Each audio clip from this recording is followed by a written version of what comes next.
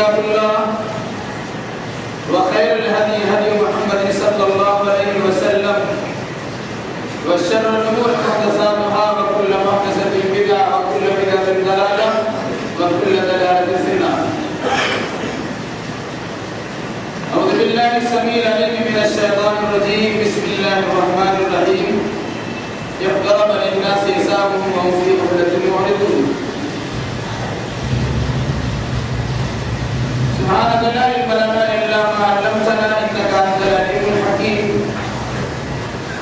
رب اشرح لي صدري ويسر لي أمري واحلل عقدة من لساني يفقهوا قولي رب زدني علما.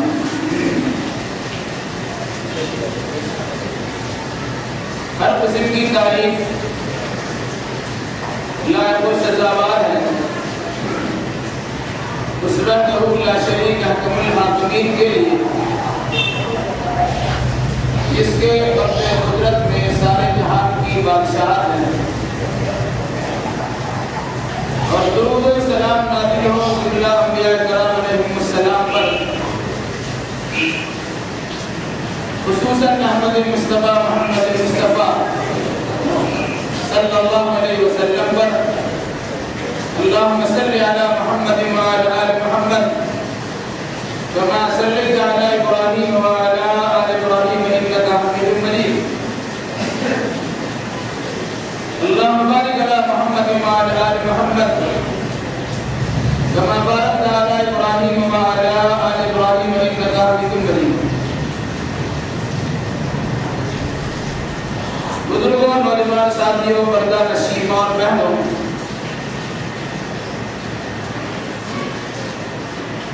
خطبہ مسنونہ کے بعد سورۃ الانبیاء کی پہلی آیت کریمہ پڑھی گئی ہے.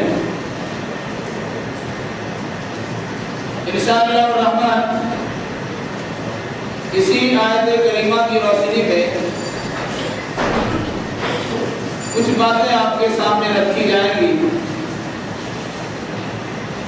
اللہ ہمیں صحیح کہنے، صحیح سننے، صحیح سمجھنے اور صحیح باتوں پر عمل کرنے کی توفیق برحمت فرمائے.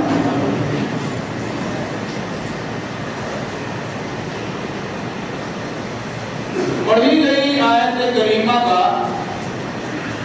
بالکل ہی سیدھا سادہ ترجمہ سماعت فرما لیں.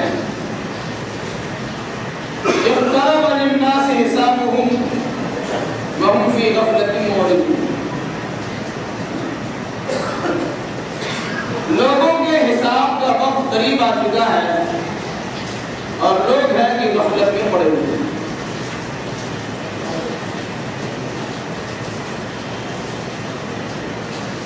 اس بامحاورہ ترجمہ کے بعد اس چیزوں کی جانب آپ کے توجہات کو مبذول کرانا میں مناسب سمجھتا ہوں. اسی مناسبت سے اس آیت کریمہ کی تلاوت کی.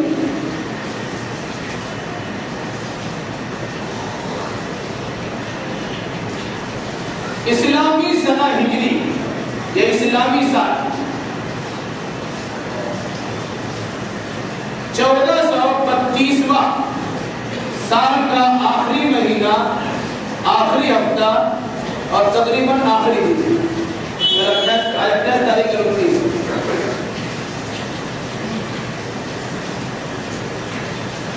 یہ سال 1432 ہجری والا سال ہم نے کس طرح گزارا ہے، اس سال کے شروع سے لے کے اخیر تک کہ مہینوں، ہفتوں اور ایام پر خصوصی توجہ دینے کی ضرورت ہے. اس معنی کر کے کہ ہر انسان اپنے اعتبار سے سال کو متعین کرتا ہے اور سال بسال اپنے حالات کا خصوصی جائزہ لیتا ہے. آپ اگر تجارت کرتے ہیں، کاروباری ہیں،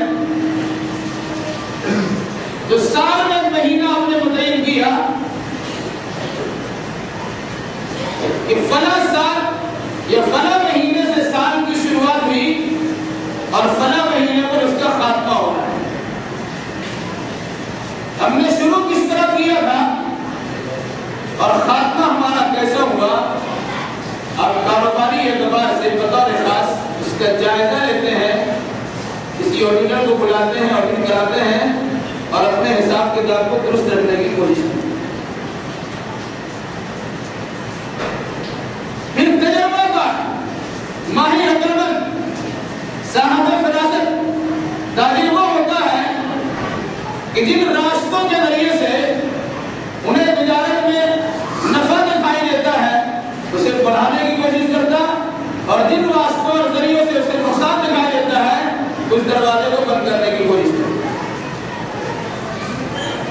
ہر سال تجارتی اعتبار سے آپ اس طرح اپنے سال کا جائزہ لیتے ہیں.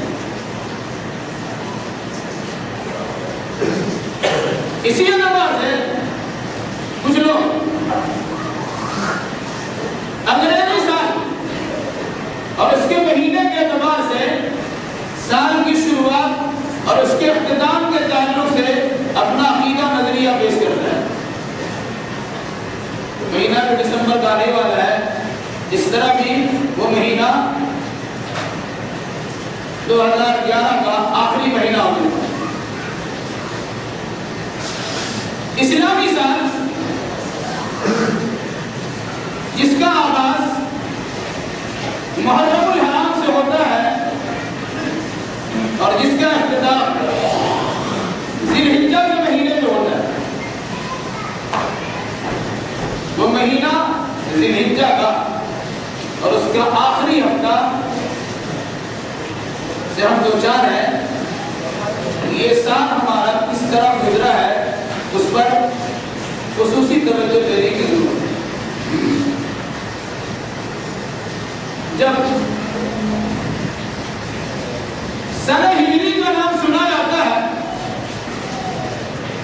تو ایک مسلمان کی نگاہ میں ہجرت کے سارے حالات اور قواعد دوڑ جانے چاہیے.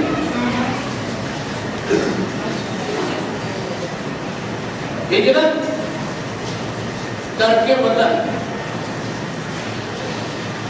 کسی اور کا ترک وطن نہیں تھا. اس انسان نے ہجرت کی جسے کائنات میں اللہ کے بعد سب سے بڑا درجہ حاصل ہے. ہجرت کیوں کرائی گئی وہ تاریخ بھی آپ کے سامنے آنی چاہیے. ہجرت کے اسباب پہلے کیا تھے وہ چیزیں آپ کے پاس رہنی چاہیے. اسی چیز کو مد نظر رکھتے ہوئے حضرت عمر بن خطاب رضی اللہ تعالیٰ عنہ نے صحابہ کرام کے مشورے سے سنہ ہجری کا آغاز کیا اور اس کے لیے ہجرت کو بیس اور بنیاد بنایا. وجہ کیا تھی تھوڑی دیر میں آپ کے سامنے بنا. 1425ویں سال ہجرت کے گزر گئے. 33ویں سال کا آغاز ہونے والا ہے. ہجرت رسول اکرم صلی اللہ علیہ وسلم نے 570 ہجری 570 عیسوی میں اس دنیا میں جنم لیا. 40 سال تک مکہ کے باشیوں کے ساتھ کچھ اس طرح زندگی بسر کی کہ کسی ایک بھی انسان کو آپ کے خلاف انگشت نمائی کرنے کی ضرورت نہیں ہوتی تھی. 40 سالہ دور امانت و صداقت کے اعتبار سے لوگوں کی نگاہ میں مشہور دور تھا اور آپ کو صادق الامین کے نام سے جانا ہے. پھر اللہ کے فضل کرم سے نبوت و رسالت سے آپ نوازے گئے اور آپ نے اعلان نبوت کیا تو 13 سال تک مکہ کی سرزمین پر آپ موجود رہے. یہاں تک کہ حالات ایسے پیدا کر دیے گئے کہ آپ کو مکہ جیسا عزیز ترین شہر کو چھوڑنا پڑا اور پھر مدینہ میں جا کر آپ بنا ہوئے. اسی واقع ہجرت کو بنیاد بنا کر حضرت عمر بن خطاب رضی اللہ تعالی عنہ نے سنہ ہجری کا آغاز کیا کہ ہر سال، ہر مہینہ، ہر گھڑی ہماری نگاہ میں ہجرت رہنی چاہیے کہ ہجرت کیوں کی گئی، اور ہجرت سب سے پہلے اسلامی نقطۂ نگاہ سے ہمارے لیے اللہ کے نبی صلی اللہ علیہ وسلم نے کس طرح کی ہے اور صحابہ کرام نے کیسے ہجرت کے واقعات کو عمل میں لایا ہے، وہ چیز آپ کی نگاہ میں رہنی چاہیے۔ ویسے حدیث رسول میں مہاجر کی تعریف کی گئی ہے، والمہاجر من ہجر ما ہم رسول۔ مہاجر وہ ہوتا ہے جو اس چیز سے اپنے آپ کو روک لیتا ہے جس سے اللہ اس کے رسول نے رکنے کا حکم دیا ہے۔ اللہ کے اور اس کے رسول کے منع کردہ چیزوں سے باز آ جانے کا نام ہجرت ہے، اور ایسے باز آ جانے والے کا نام مہاجر ہے۔ اس لیے ہمیں اس سال کے تعلق سے یہ سوچنے کی ضرورت ہے، یہ سال جو ہمارا گزرا اور اس کے آخری یہ ایک دن اور باقی ہے گزرنے کو ہے، اس سال کو ہم نے کس طرح گزارے ہیں۔ یاد رکھیے گا، حاسبوا قبل ان تحاسبوا۔ اس روایت کے ساتھ تعلق سے یہ بات بھی آتی ہے کہ رسول اکرم صلی اللہ علیہ وسلم کا فرمان ہے، لیکن علماء محدثین نے اس پر خلاف کا حکم لگایا۔ البتہ حضرت عمر بن خطاب رضی اللہ تعالیٰ عنہ کے فرمان کی حیثیت سے موقوف حدیث کے طور پر صحیح اللہ میں پیش کیا گیا، حاسبوا قبل ان تحاسبوا۔ لوگوں، اپنا محاسبہ خود کر لو اس سے پہلے کہ تمہارا حساب لیا جائے۔ اپنا محاسبہ خود کر لو اس سے پہلے کہ تمہارا محاسبہ کیا جائے۔ ظاہر سی بات ہے کہ انسان اگر اپنا حساب لے گا، اپنا محاسبہ کرے گا، اپنے عقیدہ و اعمال کا جائزہ لے گا، تو اپنے بارے میں فیصلہ کرے گا کہ وہ اچھا کیا ہے تو اللہ تبارک و تعالیٰ کا شکر ادا کیا جائے، اور خرابی سے دو چار ہوئے ہیں تو اللہ کے رحم و کرم کا سہارا ڈھونڈتے ہوئے فوراً اپنی خطاؤں سے اپنے آپ کو باز رکھنے کی کوشش کی ہے۔ یہ ہے محاسبہ کا مطلب۔ محاسبہ احتساب، یاد رکھیے گا، جو قوم احتساب نہیں کرتی، اپنا محاسبہ نہیں کرتی، اپنے عقیدہ عمل کا جائزہ نہیں لیتی، یاد رکھیے گا کہ وہ قوم کبھی بھی ترقی کے منزل کو پا نہیں سکتی۔ دنیاوی ترقی چاہیے یا دینی ترقی چاہیے، انفرادی ترقی چاہیے یا اجتماعی ترقی چاہیے، ان سارے معاملات میں آپ کو اپنے اعمال کا جائزہ لینا ہوگا۔ انسان اپنے اپنے عقیدہ نظریے کے مطابق بہت ساری چیزوں کا جائزہ لیتا ہے، ہم ذرا دینی اعتبار سے اپنے اعمال کا، اپنے حرکات و سکنات کا ذرا جائزہ لیں کہ ہم نے کیا کھویا اور کیا پایا۔ اس مناسبت سے ہمیں اس سال کے آخری ہفتے میں پورے سال کا اس طرح جائزہ لینا چاہیے کہ اگر ہم نے کچھ اچھائیوں کو جنم دیا ہے اسے کس طرح فروغ دیا جائے، اور کچھ برائیوں کو اگر ہم نے فروغ دیا ہے اسے کس طرح ختم کیا جائے۔ اور فکر کریں گے، یہ چیزیں آپ کے سامنے ہیں، بلکہ کہہ سکتے آپ اسلامی نقطۂ نگاہ سے ہر روز جب آپ دن کے اختتام پر رات میں کھانے پینے کے بعد آرام کرنے کے لیے بستر میں جاتے ہیں، اسلامی نقطۂ نگاہ سے روزانہ دن بھر کے اعمال کا ہمیں اور آپ کو جائزہ لے لینا چاہیے۔ جیسے یوم الحساب ہم قیامت کے دن کو مانتے ہیں، قیامت کی گھڑی میں پہنچنے کے لیے انسان موت سے دوچار ہوتا ہے۔ جب دوبارہ زندہ کیا جائے گا میدان محشر میں ہوگا حساب کتاب۔ رسول اکرم صلی اللہ علیہ وسلم نے ہمیں آپ کو سونے کے وقت میں ایک دعا سکھلائی۔ چھوٹا بچہ بھی اس دعا کو یاد کرتا ہے اور الحمدللہ پڑھنے کی کوشش کرتا ہے۔ اللہ ہے کہ دین سے بے رحمی عام ہو جائے تو دعا کیا معنی رکھتی ہے؟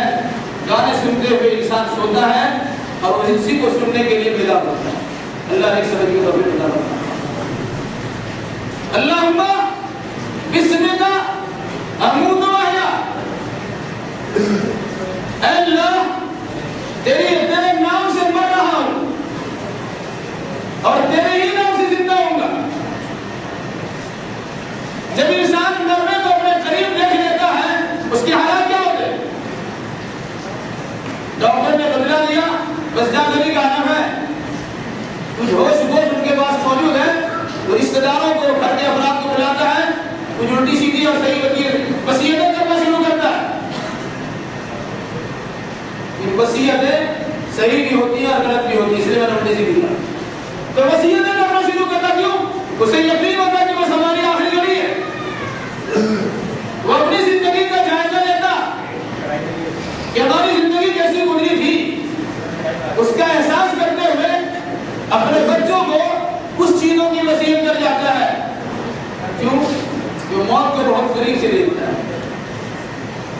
اسلامی نقطۂ نگاہ سے جب ہم سو رہے ہوتے ہیں یا سونے کے وقت کی تیاری کرتے ہیں تو نیند آنا در حقیقت موت سے دوچار ہونے کے مرادف ہے۔ اس لیے فرمایا بسمک اموت، اے اللہ تیرے نام سے میں مر رہا ہوں، وحیا اور تیرے نام لے کر زندہ ہوں گا۔ جب بیدار ہوں گا تو اللہ کا شکر ادا کروں گا کہ تو نے موت سے ہمیں بچا لیا اور آخری گھڑی جو آخری موت آنے والی ہے اسے محفوظ رکھا۔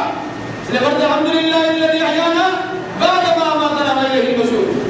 سو اٹھنے کے بعد کی دعا یہ ہے، اے اللہ تیرے لیے تعریف، الحمدللہ ساری تعریف اللہ کی ہے۔ الذی احیانا بعد ما اماتنا، جس اللہ نے ہمیں موت سے دوچار کر دینے کے بعد دوبارہ زندہ کر دیا، میرے ہی نشور، اور اس کے اللہ کے پاس لوٹ جانا ہے۔ تو روزانہ سونے کے وقت میں یہ عقیدہ ہم درست کرتے ہیں کہ مرنے سے دوچار ہونا ہے اور قیامت بھی آنی ہے۔ تو جو انسان اس سوچ کے ساتھ سوئے گا تو گزشتہ اعمال کا جائزہ ملے گا، آئندہ اللہ کے سامنے اسے حساب چکانا ہے، اس مناسب سے تیاری کی جائے۔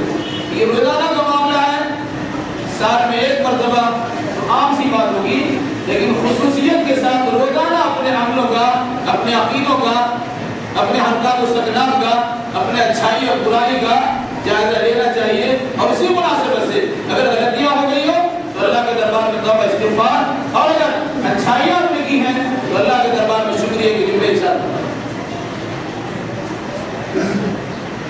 اقترب للناس حسابهم وهم في غفلة معرضون۔ لوگوں کے حساب کا وقت قریب آ چکا ہے اور لوگ ہیں کہ غفلت میں پڑے ہوئے ہیں۔ اس لیے میں نہیں کہہ رہا ہوں کہ 2012 میں قیامت آنے والی ہے، یہ عقیدے کی غلطی اور خرابی ہے۔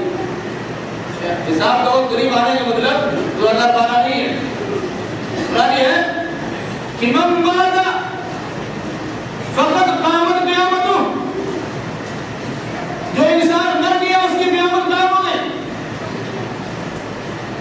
اسی مناسبت سے قیامت کو قریب کہا گیا کہ موت تو بالکل قریب لگی ہوئی ہے۔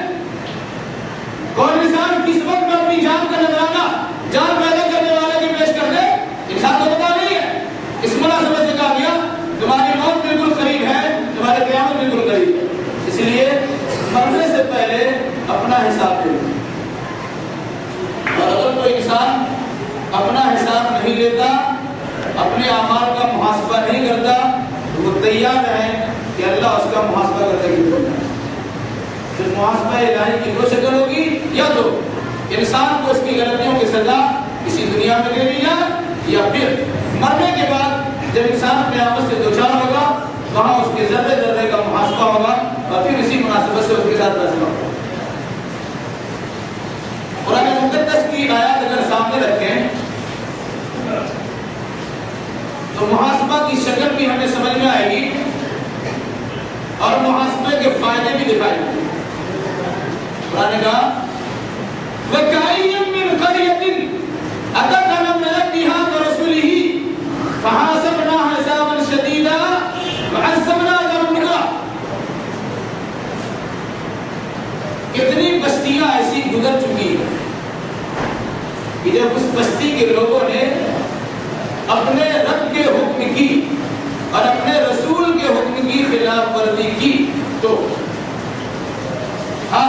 حساب شدیدا، ہم نے اس کا زبردست حساب لیا ہے. وعذابنا عذابا نکرا، اور اسے زبردست ہلاکت سے گزار کر دیا. قرآن مقدس میں ایسی آیات بہت ساری جگہوں پر ہے. ان آیاتوں کو ہمیں دہرانے کا حکم کیوں دیا گیا؟ قرآن مقدس میں ان آیاتوں کو جمع کرنے کی وجہ بتلائی جاتی ہے تو گزشتہ قوموں کی تاریخ سے سبق لی جائے کہ کس بنیاد پر گزشتہ قوموں کو تباہ برباد کیا گیا. اگر وہ خرابی ہمارے اندر ہے تو ہمیں اپنی اصلاح کرنی چاہیے. اصلاح کی شکل کیا ہوگی؟ محاسبہ، اپنے اعمال کا محاسبہ، اپنے عقیدے کا محاسبہ، اپنے عقائد و نظریات کا محاسبہ کہ ہم نے کیا کیا اور کیا نہیں کرنا چاہیے اور کون سے حرکتیں ہم نے کرنی. اس لیے قرآن نے کہا کتنی بستیاں ایسی گزر چکی ہے اس سورۃ طلاق کی آیت ہے کہ اتت عن امر ربہ ورسول ان امر ربہ ورسولہ، جس نے اپنے رب اور اپنے رسول کی، اللہ کے رسول کے احکام کی خلاف ورزی کی. فحاسبنا حسابا شدیدا، تو ہم نے اس کا زبردست محاسبہ کیا. کیسا محاسبہ تھا؟ گزشتہ قوموں کی تاریخ پڑھی. حضرت نوح علیہ السلام کی قوم ہو، حضرت شعیب کی قوم ہو، حضرت صالح کی قوم ہو، حضرت ہود کی قوم ہو، وغیرہ تاریخ بہت ساری قوموں پر تباہی و بربادی آئی. سوائے کہ قوم نے اپنے اعمال کا جائزہ نہیں لیا. نتیجے کے طور پر توبہ استغفار کرنے کی اسے توفیق نہیں ملی. قوت فکر و عمل پہلے فنا ہوتی ہے جب کسی قوم کی شوکت سے زوال آتا ہے. یاد رکھیے گا، جب فکر آپ کی ختم ہو جائے، سوچ آپ کی ملیا پیٹ ہو جائے، عمل کی توفیق آپ سے چھین جائے تو آپ کی شوکت پہ زوال آ جانا تو لازمی اور یقینی چیز ہوتی ہے. مگر افسوس یہ ہے کہ وہاں علاقہ بھی بتائے کارواں جاتا رہا اور کارواں کے دل سے احساس دیا جاتا ہے. نقصان پر نقصان ہو رہا ہے لیکن ہمیں اس کا احساس بھی نہیں. کیسے نقصان ہے؟ نقصانات سے متعلق اگر اپنے بارے میں، اپنی جماعت کے بارے میں، اپنے ملک کے بارے میں، دنیاوی سیاسی زندگی کے بارے میں ہر ایک اعتبار سے اگر الگ الگ اور فکر کریں گے تو بہت ساری باتیں آپ کے ساتھ ہیں. اس طرح یہ سال اگر ہمارا گزرنے کو ہے، یہ دیکھیں ہم اس پورے سال میں کتنی اچھائیاں ہم نے کی. ایک فہرست بنا سکتے ہیں آپ کن کن برائیوں کو ہم نے جنم دیا ہے، مال ہم نے کس طرح کمایا، اس کا صرفہ کیسے کیا ہے، اصلاحی تنظیمیں ہم نے قائم کی ہے، یہ فساد کے قلم ہم نے بنائے، لوگوں کی اصلاح کرنے کی کوشش کی ہے کہ درمیان مرافعت پیدا کرنے کی سازش کی ہے. صحیح پیسے جو ہم نے گاڑی کمائی محنت و مشقت سے حاصل کی ہے اسے دین کو فروغ دینے کے لیے استعمال کیا ہے یا کسی مسجد کو ویران کرنے کے لیے تھانے اور کورٹ کچہری میں صرف کی ہے. یہ ساری چیزیں آپ کے سامنے ہیں. اس مناسبت سے ہمیں اچھائیوں سے متعلق کی فہرست تیار کرنی چاہیے اور خرابیوں سے متعلق کی فہرست تیار کرنی چاہیے. پتہ چلے گا کہ ہم نے جماعت اگر بنائی ہے تو کتاب و سنت کی تربیت ارشاد کے لیے جماعت بنائی ہے یا کسی کی عزت کو اچھالنے کے لیے ہم نے جماعت بنائی ہے. علاقائی پیمانے سے لیجیے اور مرکزی اور دنیاوی پیمانے سے چلیے. میں کسی ایک خاص تنظیم کی طرف زیادہ نہیں کرتا، میں آپ کے میزان کو جوڑ کر ہم ایک جہاز میں پہنچانے کی کوشش کرانا چاہتا ہوں کہ حقیقت سمجھنے کی کوشش کیجیے کہ ہم کہاں ہیں اور ہماری ذمہ داری کیا ہے. ورنہ یہاں اگر وہ چیزیں ہمارے سامنے نہیں آتی ہیں تو اللہ تبارک و تعالیٰ اس کو لکھوا رہا ہے اور اس کی فلم تیار کر رہا ہے. ہمیں یہاں مثقال ذرۃ خیریہ ابھی یہاں مثقال ذرۃ شرریہ عقیدہ ہے لیکن ابھی آرام سے. اس لیے ہمیں ایسے موقع پر بطور خاص ہجرت کو مد نظر رکھتے ہوئے سال کے اختتام پر دینی اعتبار سے، دنیاوی اعتبار سے، سماجی اعتبار سے، سیاسی اعتبار سے، اقتصادی اعتبار سے، معیشتی اور معاشرتی اعتبار سے وغیرہ اس تمام کے لحاظ سے ہمیں اپنے بارے میں، اپنی جماعت کے بارے میں، اپنے ملک کے بارے میں اور پوری دنیا کے بارے میں سوچنے کی ضرورت ہے کہ ہماری ذمہ داری کیا تھی، ہم نے کتنا نبھایا ہے اور کتنا پیچھے چلے گئے۔ اگر نہیں ہے تو قرآن مقدس کیا جاتا ہے وَلَوْ أَنَّ أَهْلَ الْقُرَىٰ آمَنُوا وَاتَّقَوْا لَفَتَحْنَا عَلَيْهِمْ بَرَكَاتٍ مِّنَ السَّمَاءِ وَالْأَرْضِ وَلَٰكِن كَذَّبُوا فَأَخَذْنَاهُم بِمَا كَانُوا يَكْسِبُونَ أَفَأَمِنَ أَهْلُ الْقُرَىٰ أَن يَأْتِيَهُم بَأْسُنَا بَيَاتًا وَهُمْ نَائِمُونَ أَفَأَمِنَ أَهْلُ الْقُرَىٰ أَن يَأْتِيَهُم بَأْسُنَا بَيَاتًا وَهُمْ يَلْعَبُونَ أَفَأَمِنُوا مَكْرَ اللَّهِ فَلَا يَأْمُنُ مَكْرَ اللَّهِ إِلَّا الْقَوْمُ الْخَاسِرُونَ۔ گزارا کہتے ہیں اس میں اللہ تبارک و تعالیٰ نے بطور خاص ایمان والوں سے کہا ہے، یہ ایمان والوں کو ایک انداز میں سمجھایا ہے اللہ کے نبی صلی اللہ علیہ وسلم پر اترتے ہوئے یا نازل فرما کر قرآن مقدس کی آیات کو۔ اگر بستی کے لوگ مراد دنیا والے آمنوا واتقوا ایمان لے آئے اور متقیوں پر پرہیزگار ہوئے، فتحنا علیہم برکات من السماء والارض، تو آسمان و زمین سے برکت کے دہانے اس کے لیے کھول دیں گے، ولکن کذبوا فأخذناهم بما كانوا يكسبون، لیکن لوگوں نے ہماری آیتوں کی تکذیب کی تو ہم نے ان کے کرتوت کی بنا پر کر لیا پکڑ لیا۔ پکڑنے کی نوع کیا تھی اس کا اشارہ دیا۔ أفأمن أهل القرى أن يأتيهم بأسنا بياتا وهم نائمون، بستی اور شہر، گاؤں اور دیہات یا دنیا کے رہنے والے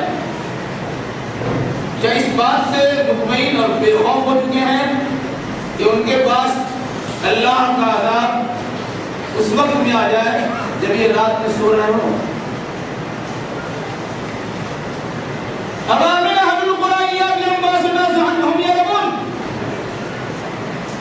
یہ دنیا والے اس بات سے بے خوف ہو چکے ہیں کہ کہیں ایسا نہ ہو کہ ان پر اللہ کا عذاب دکھانے آ جائے جس وقت وہ کھیل کود میں لگے ہوئے ہوں۔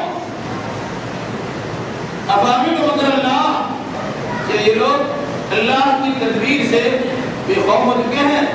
فلا يأمن مكر اللہ إلا القوم الخاسرون، یاد رکھنا اللہ کی تدبیر سے بے خوف تو وہی ہوتے ہیں جو نقصان کھا جاتے ہیں۔ غور کیجیے ان آیات پر اور محاسبہ کیجیے اپنے اعمال کا،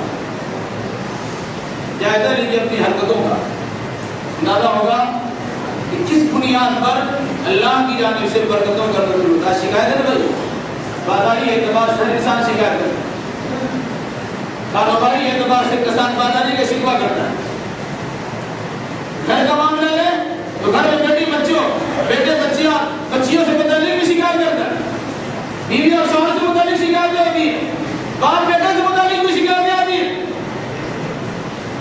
لیکن ہم اس چیز کا حساب لینے کے تیار نہیں ہے کہ شکوہ کو موقع کیسے ملا۔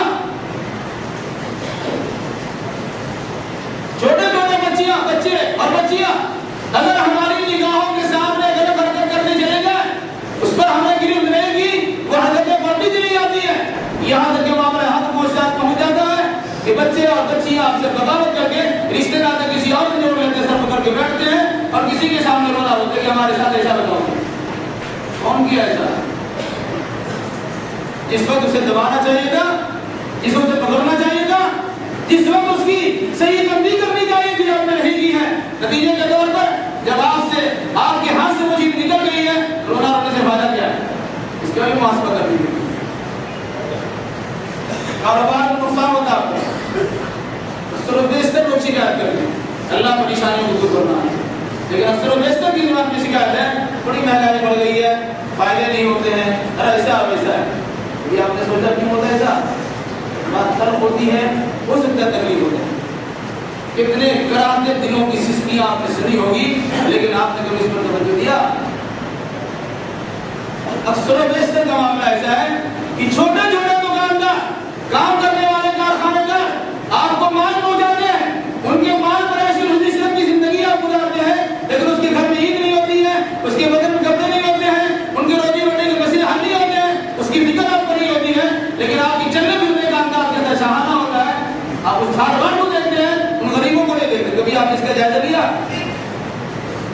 اڑتے ہوئے دنوں سے جب بددعا کے کلمات نکلیں گے تو کیا ترقی کے مناظر طے کر سکیں گے؟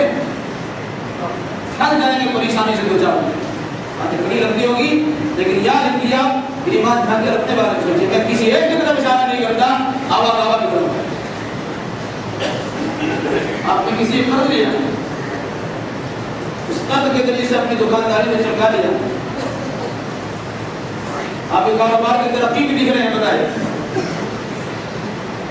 بہت سارے کاروبار آپ نے انجام دے دیے، لیکن جس بچے کا، جس انسان کا، جس فرد کا آپ نے قرض لیا ہے، وہ قرض کو وصول کرنے کے لیے آپ کے گھر میں ٹھوکرا جاتا ہے، نہ اس کو کسی قسم کا جواب دیتے ہیں اور نہ اس کے ساتھ مسئلہ کرنے کی کوشش کرتے ہیں، کیا اس کے دل سے بد دعا کلمات نہیں نکلے؟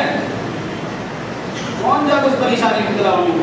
اس لیے یاد کیجیے اپنے حالات کا جائزہ لیں، دنیاوی اعتبار سے ہو یا دینی اعتبار، دینی تنظیموں کا حال بھی برا ہے، اللہ رحم فرمائے، نام ہے دین کی تنظیم اور کام دنیا داری اور سیاست داری سے بدترین، اندازہ لگائیے گا اور اس کی گہرائی سے مطالعہ کریں گے، اندازہ ہوگا کہ سیاسی پارٹیاں بھی اور سیاسی لیڈران بھی اس انداز کے حرکت نہیں کرتے جس انداز کی حرکتیں سیاسی جماعتوں کے بالمقابل دینی جماعتوں اور ان کے سربراہوں کے اندر ہو رہی ہے، اور اس کا محاسبہ کرے گا۔ یاد رکھیے کہ آپ کی اپنی غلطی ہوگی، وہ غلطی معاف کی جا سکتی ہے، اجتماعی غلطیوں کی معافی کا سبب پیدا نہیں ہوتا ہے، فطرت افراد سے التماس تو کر لیتی ہے، کبھی کرتی نہیں ملت کے گناہوں کو معاف۔ اجتماعی معاملات اگر ہوگا، اجتماعی معاملہ میں انفرادی معافی کا مسئلہ نہیں ہوتا ہے، اس لیے اگر آپ کے دوڑ دھوپ سے، آپ کے حرکات و سکنات سے، آپ کے ادھر ادھر کرنے سے آپ کی جماعت بدنام ہوتی ہے، آپ کی تنظیم بدنام ہوتی ہے، آپ کا ادارہ بدنام ہوتا ہے، مسلم کمیونٹی بدنام ہوتی ہے، تو یاد رکھیے گا یہ صرف ایک دو آدمی سے معافی مانگنے کا مسئلہ نہیں ہوگا، اللہ تبارک و تعالیٰ جب تک نہیں معاف کرے گا اور ملت کے سارے مسائل جب تک حل نہیں ہوں گے پھر پریشانی سے بچ نہیں سکے۔ دیکھ لیجیے آپ، ایک نہیں تمام دینی جماعتوں کا حال دیکھ لیجیے آپ، رسوائیاں کس طرح ان کے سامنے آتی ہے اور کیسے مسائل سے وہ دو چار ہوتے ہیں، اندازہ لگائیں گے آپ، اس کے قریب جانے تو پتا چلے گا کہ کیا چیز اللہ رحمت لبان والا بھی بات۔ تو اگر ہم نے اپنا محاسبہ نہیں کیا، اپنا حساب ہم نے نہیں لیا، تو یاد رکھیے گا حساب لینے والا موجود ہے، وہ یہاں بھی حساب لے سکتا ہے، وہاں بھی۔ اگر یہاں حساب ہو گیا تو شاید سستے میں چھوٹ جائے یا کم پریشانی سے دو چار ہو جائے، اور اگر اس کا محاسبہ قیامت میں ہو گیا تو یاد رکھیے قیامت کے محاسبہ بڑا زبردست ہوگا۔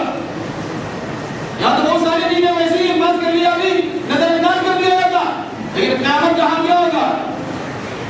فَمَن يَعْمَلْ مِثْقَالَ ذَرَّةٍ خَيْرًا وَمَن يَعْمَلْ مِثْقَالَ ذَرَّةٍ شَرًّا، ذرہ برابر کا حساب ہوگا تو کہاں جائیں گے؟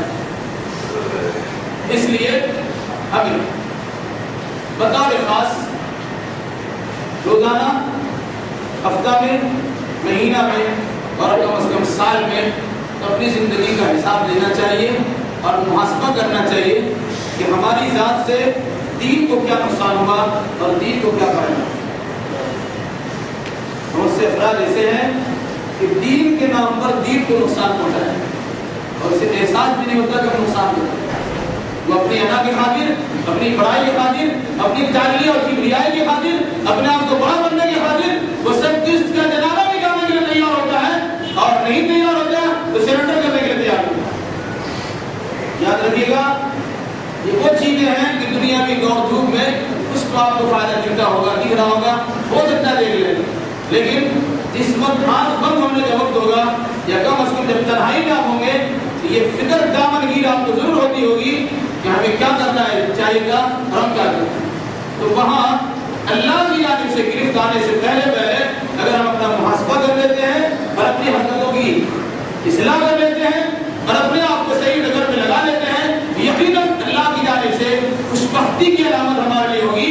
اور اگر ہم نے ایسا نہیں کیا اور وہ گھڑی ہماری گزر چکی یا وہ گھڑی آ چکی جس گھڑی کے اللہ تبارک و تعالیٰ اس کو متعین کیا تھا، موقوف کیا تھا، پھر اس وقت میں توبہ استغفار کرنے سے بھی کچھ فائدہ اللہ نے اور آپ کے دنیا مسلمانوں کو